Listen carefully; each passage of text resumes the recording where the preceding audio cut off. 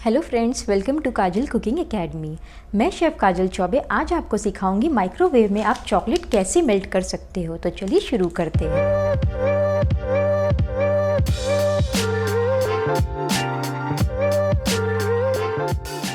यहाँ मैंने mod company का डार्क कंपाउंड चॉकलेट लिया है। आप कोई भी कंपनी का कोई भी ब्रांड का डार्क कंपाउंड यूज़ कर सकते हो। अब हम 200 ग्राम जितना चॉकलेट को छोटे छोटे पीसेस में चॉप कर लेंगे और इसे एक बाउल में ट्रांसफ़र कर लेंगे।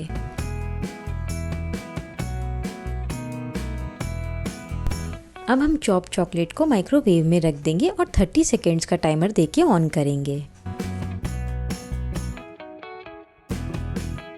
30 सेकेंड्स हो गई है। अब हम चॉकलेट को बाहर निकाल लेंगे। देखिए चॉकलेट हमारी हल्की हल्की मेल्ट हुई है, ये पूरी अच्छे से मेल्ट नहीं हुई है। अब हम इसे फिर से माइक्रोवेव में रखेंगे और 30 सेकेंड्स का टाइमर डाल के मेल्ट करेंगे। यहाँ आप सोच रहे होंगे कि मैंने एक ही साथ 1 मिनट का टाइमर दे के चॉकलेट को मेल्ट क्यों नहीं किया।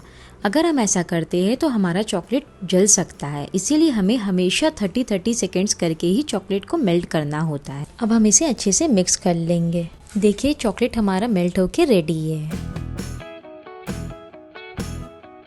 Chocolate melting process overall weather पे डिपेंड होता है। वो कैसे? अगर आप गर्मी के टाइम में चॉकलेट मेल्ट करते हो तो चॉकलेट थोड़ा सॉफ्ट होता है, इसीलिए आपको 30 सेकेंड्स करके 2 टाइम्स माइक्रोवेव करना होता है, तब जाके आपका चॉकलेट अच्छे से मेल्ट हो जाती है।